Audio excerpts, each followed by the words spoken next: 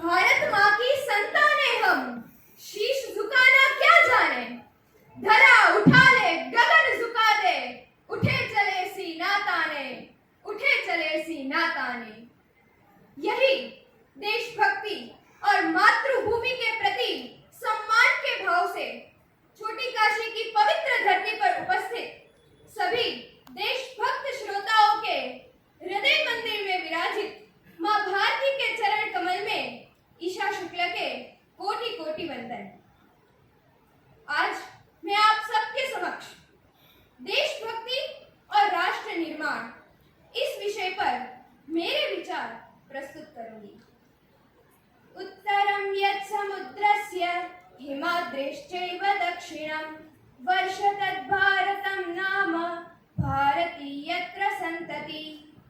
अर्थात समुद्र की उत्तर में और हिमालय पर्वत की दक्षिण में जो भूमि विद्यमान है वह भारत है और भारतवासी इसकी संतान है। दुर्लभम भारते जन्मम। भारत की इस पवित्र भूमि पर जन्म लेने वाले हम सभी भारतवासी सद्भाग्यशाली हैं, क्योंकि ये भूमि ऋषियों की, तपस्वियों की भूमि है। श्री राम, श्री कृष्ण, बुद्ध, महावीर की जननी है। इस पवित्र वसुंधरा पर श्रेष्ठ चरित्र के हजारों महापुरुषों एवं महानारियों ने जन्म लेकर केवल भारत ही नहीं किंतु समग्र विश्व को सत्य, प्रेम और करुणा का संदेश दिया है। और समग्र विश्व के सभी देशों में माता की उपमा और संबोधन केवल भारत के लिए है।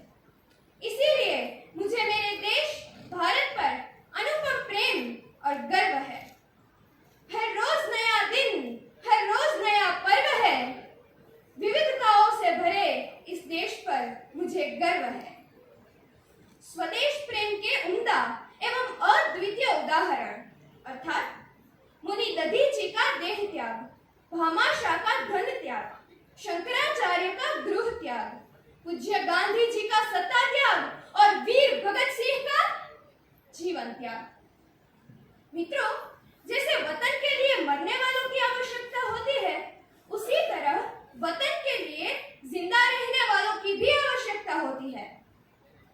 आज हमारे प्यारे देश भारत में गरीबी, बेकारी, आतंकवाद, भ्रष्टाचार, प्रदूषण, जातिवाद, प्रांतवाद और ऐसी तो अनगिनत समस्याएं हैं जो राष्ट्र निर्माण के आगे बाधा बन के खड़ी है। तो कौन इन सभी समस्याओं से लड़ेगा? कौन इनको दूर भगाकर भारत को पुनः विश्व गुरु के सिंहासन पर बिठाएगा? क्या यह कार्य वृद्ध करेंगे या फिर बच्चे करेंगे? नहीं, यह कार्य हमको यानी कि युवाओं को ही करना है। आज मैं भारत के सभी नवयुवानों से पूछना चाहती हूँ कि क्या केवल टीवी, अखबार या मोबाइल के द्वारा राष्ट्र की समस्याओं के बारे में जानकर, देशद्रोहियों को धिक्कार कर, मुझे क्या ऐसा सोचकर ऐशो आराम से घर में बैठे रहना यही हमारा कर्तव्य है?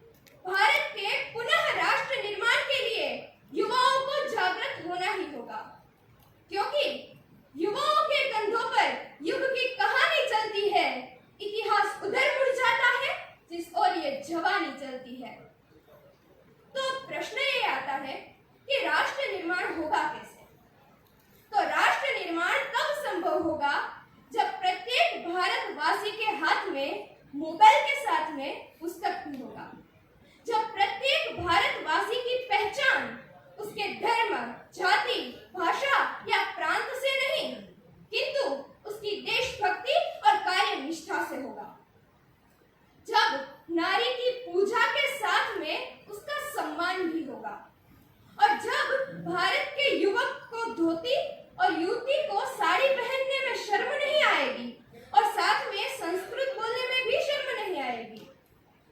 जब भारत का बच्चा बच्चा ट्विंकल ट्विंकल लिटिल स्टार नहीं वंदे मातरम गाएगा, जब स्वच्छ भारत अभियान, व्यसन मुक्त भारत, बेटी बचाओ ये सभी अभियान सिर्फ कागज पर ही नहीं किंतु वास्तविकता में सार्थक होंगे, और जब स्वामी विवेकानंद, पंडित दीनदयाल उपाध्याय जी, नेहरू जी, पूज्य गांधी जी ये सभी हम सब के आदर्श बनेंगे।